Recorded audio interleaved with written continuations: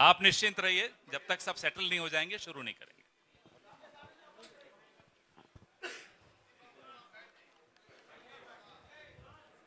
ये दरवाजा बंद कर दीजिए।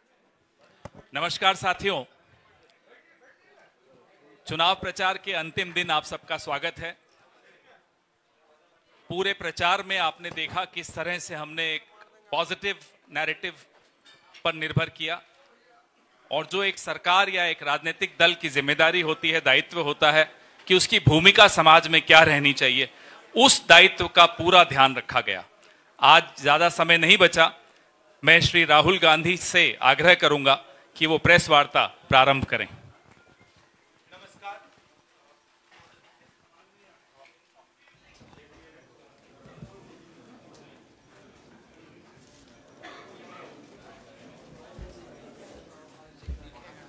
नमस्कार, कैसे हैं आप? ठीक हैं?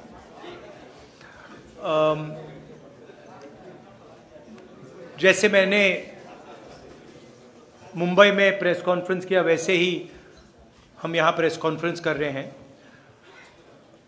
विचारधारा की लड़ाई है। एक तरफ इंडिया गठबंधन, कांग्रेस पार्टी जो संविधान की रक्षा कर रही है और गरीबों की सरकार, किसानों की, मजदूरों की, पिछड़ों की, दलितों, आदिवासियों की सरकार चलाना चाहते हैं, और दूसरी तरफ वो शक्तियां जो संविधान को, अंबेडकर जी के संविधान को क्रश करना चाहती हैं, खत्म करना चाहती हैं, फाड़कर फेंकना चाहती हैं। और ये उनके सीनियर नेताओं ने कहा है, ये सिर्फ मैं नहीं कह रहा हूं, बीजेपी के सीनियर नेताओं ने, आरएसएस के सीनियर नेताओं ने कहा है कि वो कॉन्स्टिट्यूशन को रद्द करना चाहते हैं, बदलना चाहते हैं। दो तीन चीजें हमारे लिए क्रिटिकल हैं। लोकसभा में मैंने कहा कि कांग्रेस पार्टी और इंडिया गठबंधन जाति जनगणना करवाएगी। हम ये पता लगाना चाहते हैं कि इस देश में पिछड़े वर्ग के कितने लोग हैं, दलित कितने हैं, आदिवासी कितने हैं, और उनकी भागीदारी कितनी है, कौन सी संस्थाओं में उनका पार्टिसिपेशन है, कॉरपोरेट इंडिया में क्या पार्टिसिपेशन है, जुडिशरी में क्या पार्टिसिपेशन है। तो मैंने स्वयं लोकसभा में कहा कि जाति जनगणना को हम करेंगे, और वहीं मैंने कहा कि जो 50% का आर्टिफिशियल बैरियर लगा रखा है, जहां 50% पर रिजर्वेशन को रोक रखा है, इस बैरियर को, इस दीवार को कांग्रेस पार्टी और इंडिया गठबंधन तोड़ के परे कर देगी। प्रधानमंत्री झूठ बोलते हैं और कहते हैं कि मैं रिजर्वेशन के खिलाफ हूं। मैं रिजर्वेशन के खिलाफ नहीं हूं, मैं रिजर्वेशन को 50% से ज्यादा बढ़ाना चाहता हूं। और मैंने लोकसभा में प्रधानमंत्री को कहा कि आप बढ़ाइए, मैंने प्रधानमंत्री जी को कहा कि आप जाति जनगणना कीजिए, हम आपको पूरा सपोर्ट देंगे, और प्रधानमंत्री ने मेरा जवाब तक नहीं दिया। तो ये रियलिटी है। झारखंड में हमारी स्ट्रैटेजी है, फाउंडेशन उसका, यहां भी हम जाति जनगणना करेंगे और यहां भी हम रिजर्वेशन को बढ़ाएंगे, इंक्रीज करेंगे। एसटी के रिजर्वेशन को 26% से 28%, एससी रिजर्वेशन 10% से 12%, ओबीसी रिजर्वेशन 14% से 27%। हम ये कोशिश कर रहे हैं। बीजेपी के लोग इसको रोकते हैं, इसको रोक रहे हैं, इसको आगे नहीं जाने दे रहे हैं। हमारा जो मेन प्रोग्राम है, और मैं हर भाषण में कह रहा हूं कि नरेंद्र मोदी जी देश का धन, जमीन, जल, जंगल 3-4 बड़े अरबपतियों को देते हैं। अदानी जी को धारा भी देने की कोशिश कर रहे हैं, 1 लाख करोड़ रुपए की जमीन है। झारखंड में अरबपतियों को माइन, जमीन, जल, जंगल देते हैं। हम गरीबों की सरकार चलाना चाहते हैं, हम अरबपतियों की सरकार नहीं चलाएंगे। फाउंडेशन हमारा, हर महिला को बैंक अकाउंट में हर महीने 2,500 रुपए झारखंड की अगली सरकार देगी। ये हमारा फाउंडेशन है। झारखंड की हर महिला से कहना चाहता हूं, हर गरीब महिला से कहना चाहता हूं, जैसे ही हमारी सरकार आएगी आपको बैंक अकाउंट में हर महीने 2,500 रुपए मिलेगा। फूड सिक्योरिटी बहुत बड़ा मुद्दा है। 7 किलो हर महीने हर व्यक्ति को हमारी सरकार देगी। और गैस सिलेंडर के जो दाम नरेंद्र मोदी की सरकार ने बढ़ा रखे हैं उसको हम 450 रुपए का कर देंगे। स्वास्थ्य योजना, राजस्थान में हमने एक ऐतिहासिक स्वास्थ्य योजना लागू की थी। 25 लाख रुपए तक का वहां पे हेल्थ इंश्योरेंस था और बहुत सारे लोगों को फायदा हुआ।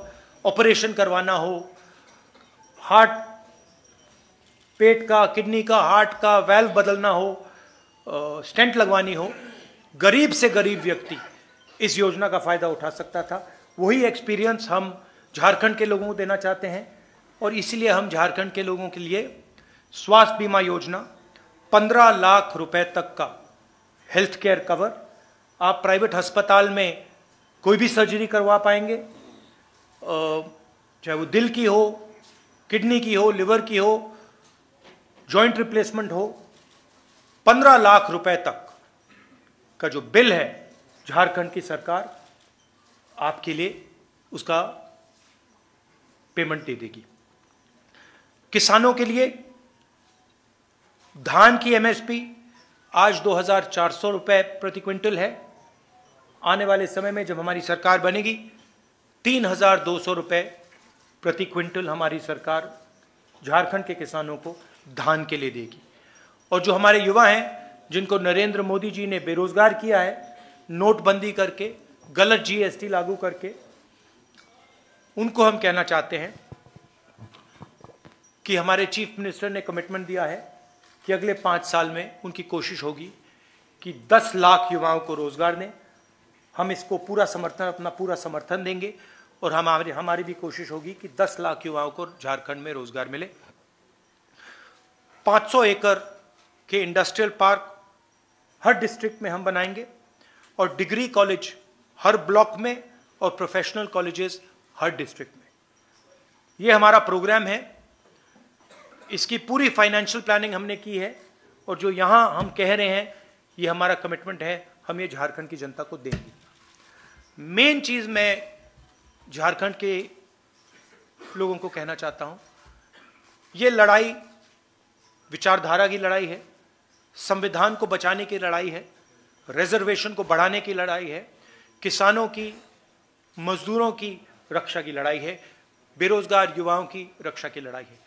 एक तरफ कांग्रेस पार्टी जो अंबेडकर जी के संविधान को, गांधी जी के संविधान को, बुद्ध भगवान के संविधान को, नारायण गुरु बसवना जी, फूले जी के संविधान को बचा रही है, संविधान की रक्षा कर रही है, और दूसरी तरफ आरएसएस और बीजेपी जो अंबेडकर जी के संविधान को खत्म करने में लगे हैं।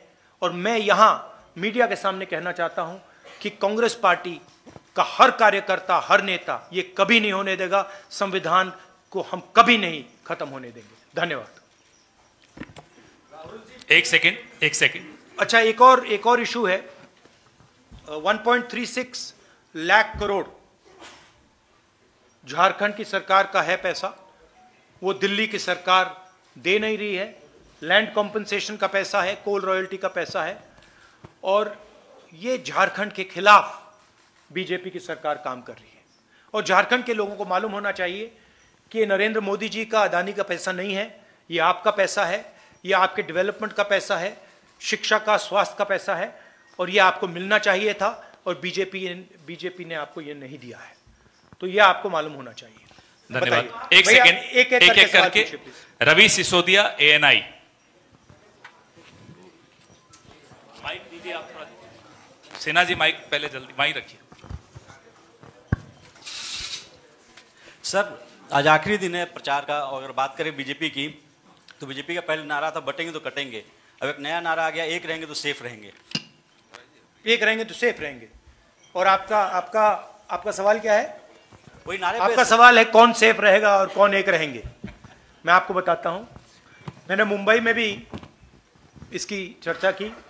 हमने, आप पता नहीं आपने देखा, हमने वहां पे पूरा नारा समझाया सेफ दिखाया और सेफ के अंदर धारावी का मैप था। नरेंद्र मोदी जी का कहना है कि अगर अंबानी जी और नरेंद्र मोदी जी, अमित शाह जी एक रहेंगे तो वो सेफ रहेंगे। ये नारा है उनका। पूरा देश जानता है कि सरकार अदानी जी के लिए चलती है। आपकी जमीन, आपका जल, आपका जंगल, आपके एयरपोर्ट, आपके पोर्ट, ये सारे के सारे नरेंद्र मोदी जी अदानी को देते हैं। कांग्रेस पार्टी गरीबों की सरकार चलाती है। हम रिजर्वेशन की बात करते हैं, हम विकास की बात करते हैं, बेरोजगारी की बात करते हैं, जाति जनगणना की बात करते हैं। तो ये क्लियर है, लड़ाई विचारधारा के, दो विचारधाराओं के बीच में है। हम कॉन्स्टिट्यूशन को बचा रहे हैं। कॉन्स्टिट्यूशन में कहीं नहीं लिखा कि एक व्यक्ति को हिंदुस्तान के सारे एयरपोर्ट दिए जाए, एक व्यक्ति को झारखंड की जमीन, जल, जंगल दिया जाए। कहीं नहीं लिखा कॉन्स्टिट्यूशन में।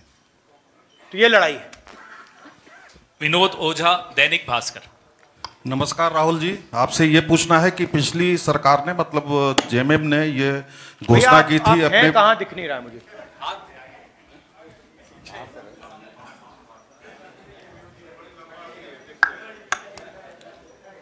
ये सबसे लंबे।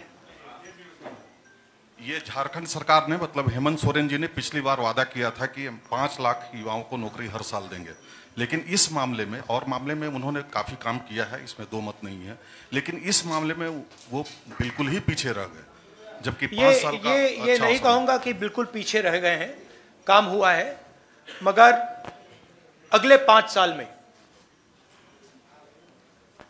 एक्सेलरेटेड तरीके से काम होगा। हमारी सरकार, सब लोग जानते हैं कि जो बीजेपी की सोच है वो आदिवासियों के खिलाफ सोच है। झारखंड के चीफ मिनिस्टर को बीजेपी ने अरेस्ट किया है। झारखंड के चीफ मिनिस्टर को डराने की कोशिश की है, धमकाने की कोशिश की है, फॉल्स एलिगेशंस लगाए गए हैं और झारखंड के चीफ मिनिस्टर पीछे नहीं हटे हैं। और उनसे यह इसीलिए किया जा रहा है क्योंकि वो आदिवासी है। अंकित मिश्रा, पीटीआई। और बेरोजगारी का मेन जो बात है, और ये मैं हर प्रदेश में कहता हूं, जो आपने बेरोजगारी की बात उठाई, उसका मेन कारण है कि नरेंद्र मोदी की सरकार ने नोटबंदी की और गलत जीएसटी लागू की।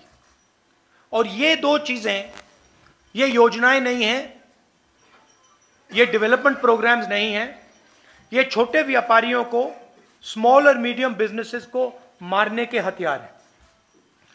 और ये नरेंद्र मोदी जी ने इसलिए किया है क्योंकि जो छोटे बिजनेस वाले हैं, छोटे व्यापारी हैं, स्मॉल मीडियम बिजनेस वाले जो इनोवेशन करते हैं, जो रोजगार देते हैं, वो खत्म हो जाए और अदानी, अंबानी जैसे अरबपति चाइना का माल हिंदुस्तान में बेचे।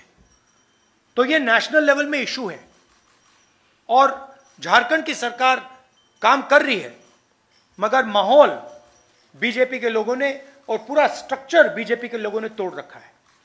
तो सच्चाई ये है कि हिंदुस्तान चाहे भी तो रोजगार पैदा करना आसान नहीं है, क्योंकि बैंक के दरवाजे स्मॉल और मीडियम बिजनेस के लिए बंद हैं, बैंक के दरवाजे अरबपतियों के लिए खुले हैं।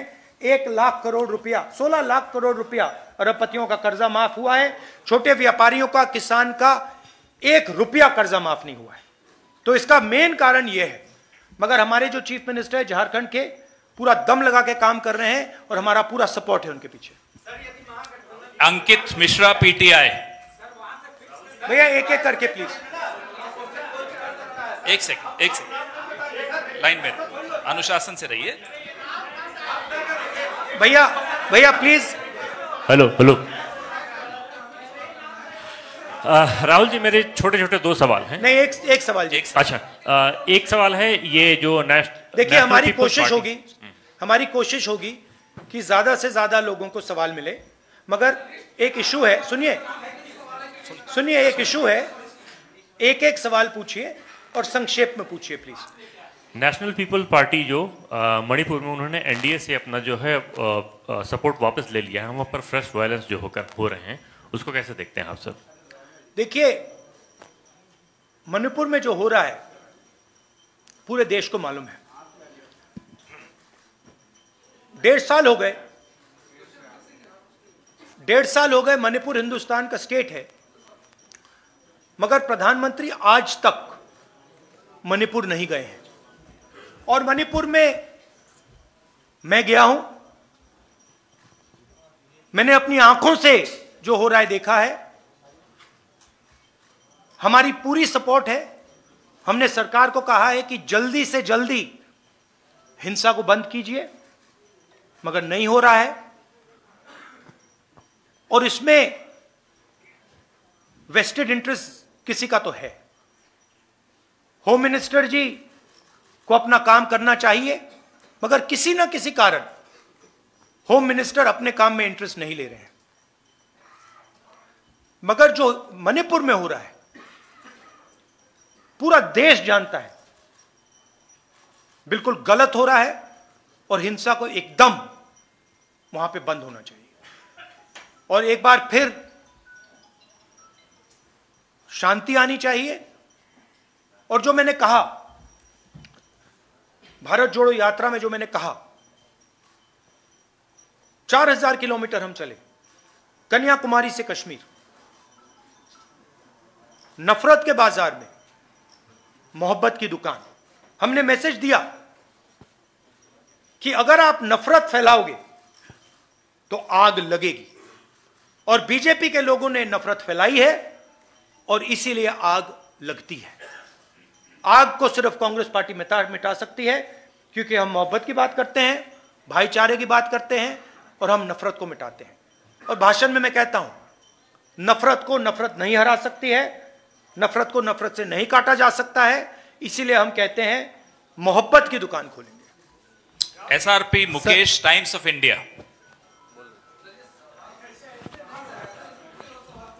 सर, महागठबंधन की सरकार बनती है तो जैसा आपने बताया कि जो योजना है वो फ्री की जो योजना है, उसके लिए यदि केंद्र फंड नहीं करती है तो ऐसे में तो आम जन पे ही लोड पड़ेगा, तो आप पैसा कहां से लाएंगे? नहीं, सबसे पहले ये फ्री की योजना नहीं है, ये न्याय की योजना है। अगर आप जब अंबानी जी को, अदानी जी को 16 लाख करोड़ रुपया दिया जाता है तो मीडिया में कोई नहीं कहता कि ये फ्री की योजना है, तब आप कहते हो विकास की योजना है, विकास हो रहा है, देखो देखो अदानी जी का 16 लाख करोड़ रुपया माफ हो गया, देखो कैसा विकास हो रहा है। आप कहते हो, आप लोग कहते हो, मैं नहीं कहता हूं। और जब महिलाओं को हम लाखों रुपए नहीं, 2500 रुपए, 3000 रुपए देते हैं तो आप कहते हो फ्री की योजना है। क्यों? या तो आप कहिए कि वो भी फ्री का है, या फिर आप कहिए ये भी विकास की योजना है। पहली बात यह है। दूसरी बात, झारखंड के पास भी पैसा है, यह नहीं है कि झारखंड के पास बजट नहीं है। उस बजट से हम अपनी योजनाएं चलाएंगे। मगर हमने सरकार से विनती की है कि जो झारखंड का पैसा आपके पास पड़ा हुआ है, वो पिछड़ों का पैसा है, दलितों का है, आदिवासियों का है, किसानों का है, मजदूरों का है, वो वापस दीजिए। वो आपका नहीं है तो वापस दीजिए, और उस पैसे का भी हम प्रयोग करेंगे। हम दबाव डालेंगे, मैं पार्लियामेंट में बोलूंगा कि झारखंड का पैसा भेजिए, और उसका भी प्रयोग होगा। मगर ये जो आप कहते हैं फ्री की योजना, ये गलत शब्द है, और मैं इसको सच बोलूं तो थोड़ा डिसरिस्पेक्टफुल है, क्योंकि आप अदानी को फ्री नहीं बोलते हो, और जब हम किसानों का कर्जा माफ करते हैं तो कहते हैं फ्री। हम मजदूरों को की मदद करते हैं, मनरेगा करते हैं, का पैसा देते, कहते हो फ्री। फ्री नहीं है। I am Mukesh from Times of India. You talk about caste census, but in 2011 there was a survey about this, and even BJP says that Congress doesn't have any blueprint. Do you have any blueprint? If you do a caste census, how will What's your question? आप caste census की बात कर रहे हैं, BJP कहती है कि कांग्रेस के पास कोई ब्लूप्रिंट नहीं है, अगर कास्ट सेंसस हो भी जाए कि कैसे रिजर्वेशंस को उसको बढ़ाएगा. Do you have any blueprint for that? So first of all, UPA and Congress came out with the idea of a caste census, and I consider it a mistake that we did not implement it then. I consider it a mistake. We have a government in Telangana and we have a government in Karnataka. We are doing a detailed exercise, a public exercise, where we are having a conversation with different stakeholders in Telangana, and we are preparing the questions of the caste census through a public discussion. We have a very clear vision for the caste census, and I guarantee you that when we implement the caste census, which we will do, as I have committed in the Lok Sabha, and we will do in Jharkhand, it will be a huge step in the transformation and the development of this country. What is the blueprint and what is the idea? It's a beautiful idea.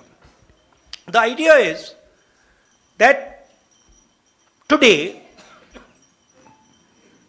50%, approximately 50% of our population is from the OBC community. Approximately 15% is from the tribal, from the Dalit community, who have been disrespected for thousands of years, who have been called untouchables for thousands of years. And then there is the Adivasi community, 8%, who the BJP is trying to call Vanvasis. They are not Vanvasis, they are Adivasis. Right? Now, the problem is that these people do not have access to power. In fact, if I look at my media friends, look at the media companies, look at the owners of the media companies, there are no Adivasis, there are no Dalits, there are no backward caste people. It's the same in the judiciary, it's the same in the government. You look at all the senior positions in the government, you will not find an Adivasi, you will not find a Dalit, you will not find a backward man or woman. Right? So what are we going to do in the caste census? First of all, we're going to find out exactly what is the population of these communities.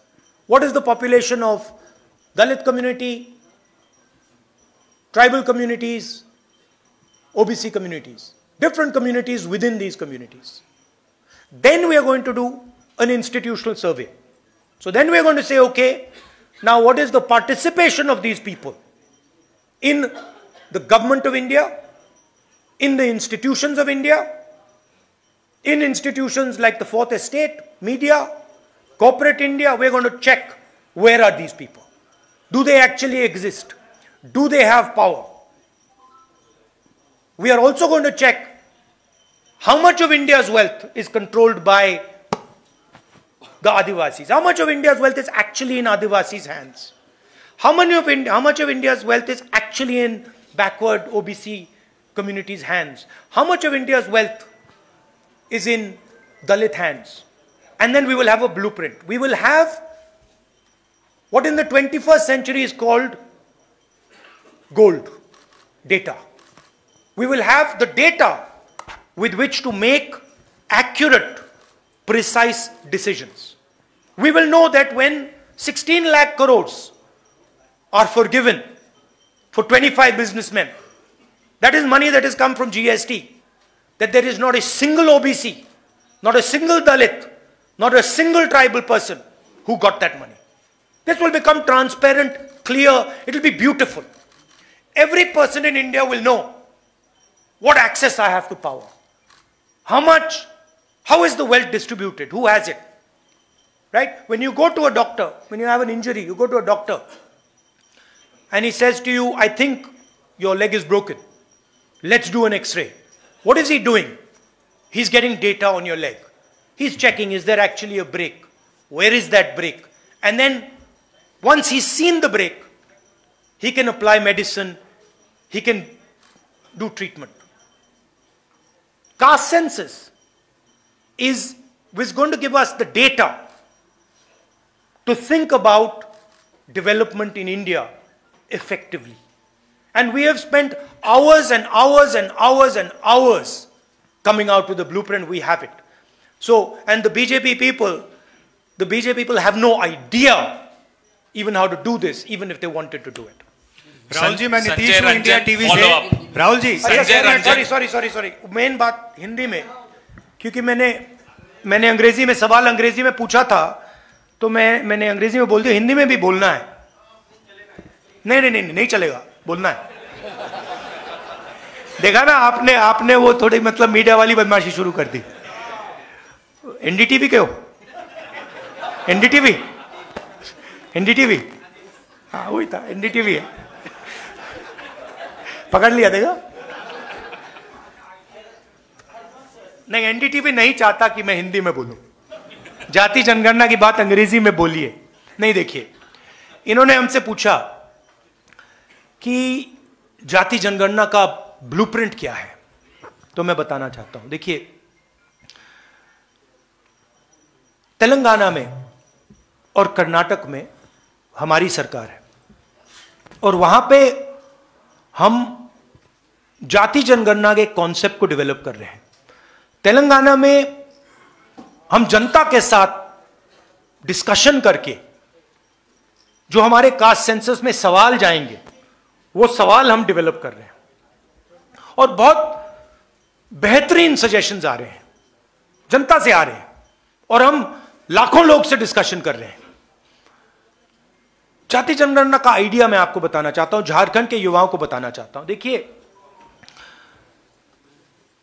Hindustan में कम से कम 50% पिछड़े वर्ग के लोग हैं।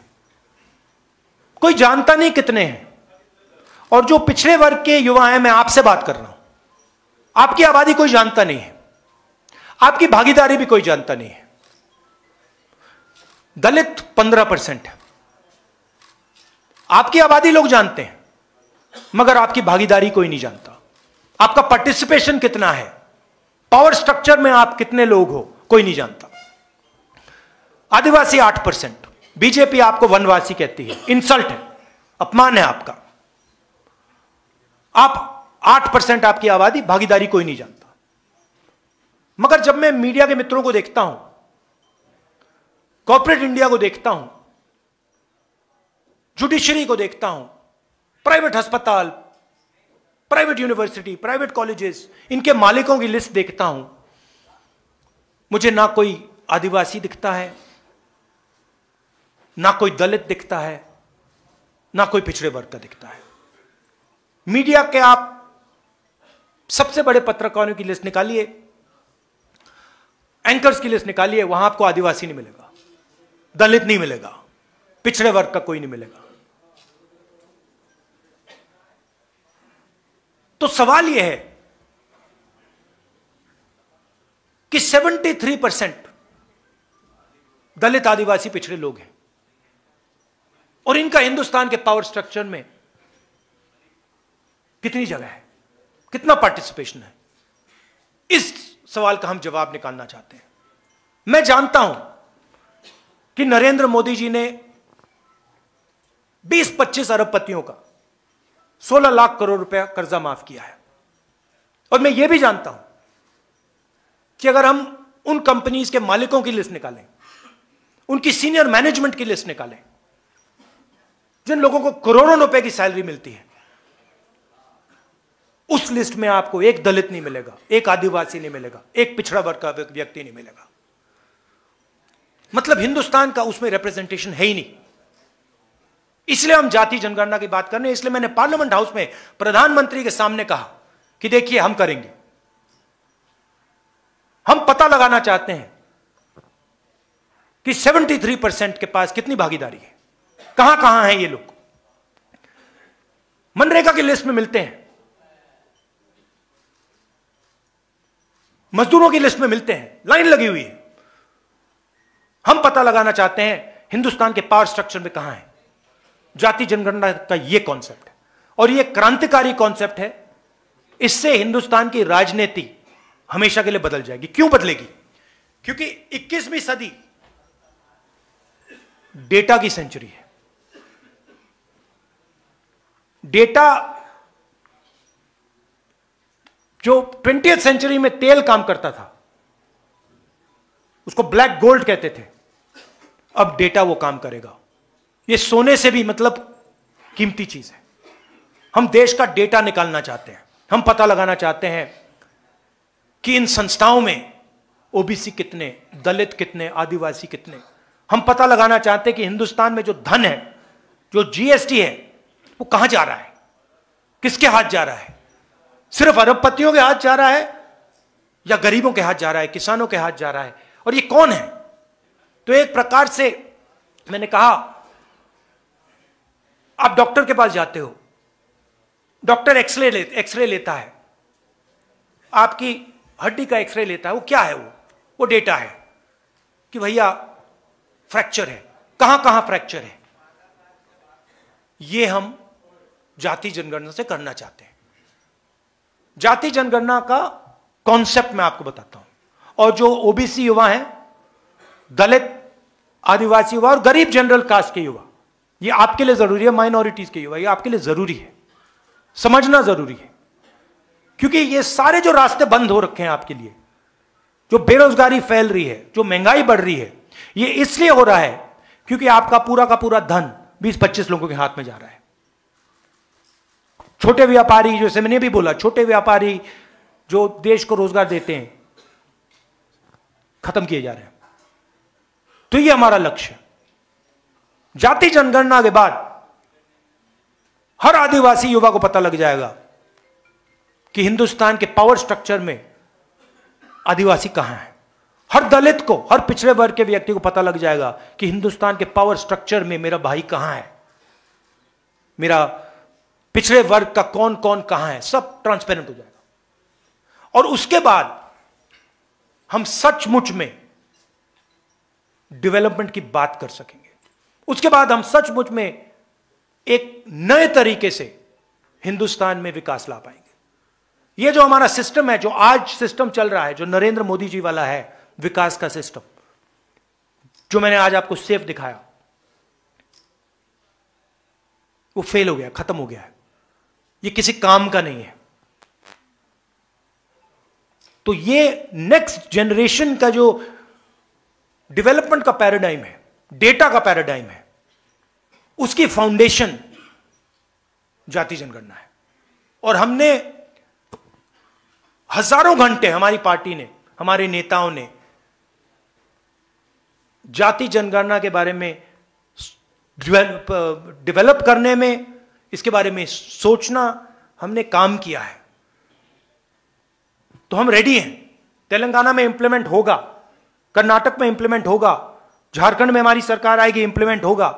और फिर आप देखना, जो यहां पिछड़े वर्ग के युवा हैं, दलित, आदिवासी, गरीब, जनरल कास्ट, माइनॉरिटी, फिर आप देखना क्या होता है।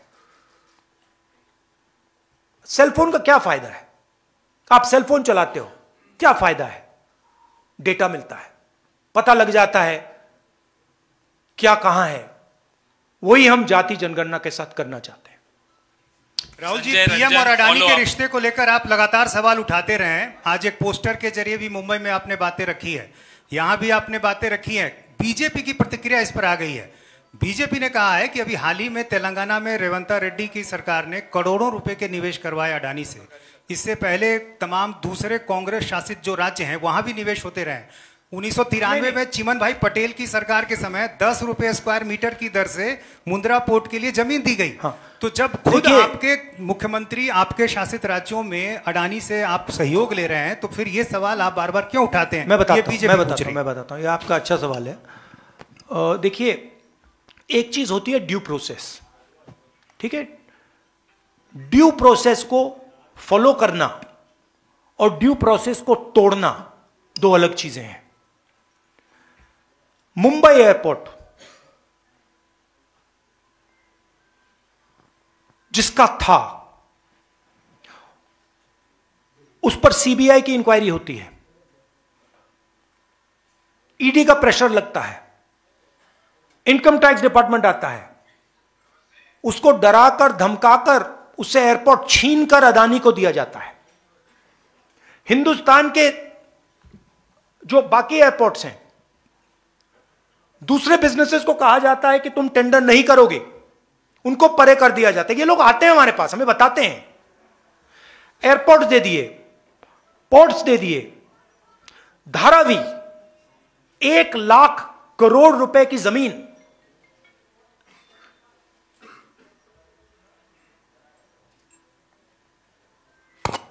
नॉन ट्रांसपेरेंट टेंडर, मैंग्रोव की जमीन जिससे पूरी मुंबई को नुकसान होगा, वो आप ले रहे हो, एक्वायर कर रहे हो। धारावी के लोगों से पूछा ही नहीं आपने, उनको धमका के डरा के निकाल रहे हो। ये ड्यू प्रोसेस नहीं है, ये चोरी है। हम ड्यू प्रोसेस के खिलाफ नहीं है, और हम ये भी एक्सेप्ट करते हैं कि हिंदुस्तान में बड़े बिजनेसेस हैं और उनकी जगह है। अदानी, अंबानी, टाटा, बिरला, इनकी जगह है, मगर हम ये नहीं एक्सेप्ट करेंगे कि सिर्फ इनकी जगह होगी। और हम ये बिल्कुल नहीं एक्सेप्ट करेंगे कि एक अरबपति को हिंदुस्तान का पूरा धन चोरी करके पकड़ाया जा रहा है। तो आप ड्यू प्रोसेस, ठीक है, जो ड्यू प्रोसेस है उसके हम खिलाफ नहीं है, मगर फेक प्रोसेस, धमकी, सीबीआई, ईडी, सरकार के एमएलए को, अदानी जी कहते हैं, वो महाराष्ट्र में कहा जाता है कि राजनीतिक मीटिंग में जहां निर्णय लिया जा रहा था, महाराष्ट्र को गिराने का निर्णय लिया जा रहा था, उस मीटिंग में अमित शाह बैठे थे, उस मीटिंग में अदानी बैठा था। क्यों? अदानी जी महाराष्ट्र की सरकार को डिस्टर्ब क्यों कर रहे हैं? इसके खिलाफ है। लोगों ने एमएलए चुने हैं, आप करोड़ों रुपए देकर डेमोक्रेटिक प्रोसेस को तोड़ रहे हो। बीजेपी कर रही है, नरेंद्र मोदी कर रहा है, अमित शाह कर रहे हैं। एक है तो सेफ है का यही मतलब है, इसके खिलाफ है। अब अगर ड्यू प्रोसेस में अंबानी जी आए, अदानी जी आए, तो हम उसके खिलाफ नहीं, हम खिलाफ हो ही नहीं सकते, क्योंकि वो हिंदुस्तान का कानून है। मगर जब आप ड्यू प्रोसेस को तोड़ रहे हो, एक व्यक्ति को airport, port, storage, highway, defence industry सारा पकड़ा रहे हो, एक के बाद एक, एक के बाद एक, एक के बाद एक, इसके हम खिलाफ हैं, क्योंकि ये एंटी नेशनल काम है। धन्यवाद साथियों। राहुल जी एक सवाल ये है, जवाब राहुल जी अभी एक सेकंड, अभी राहुल जी को अब आगे भी जाना है।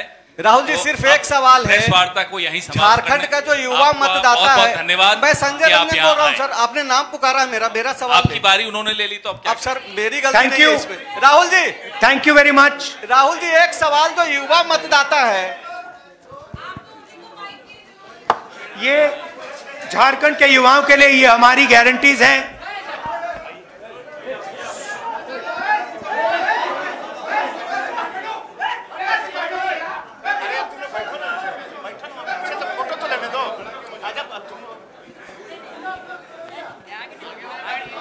Thank you.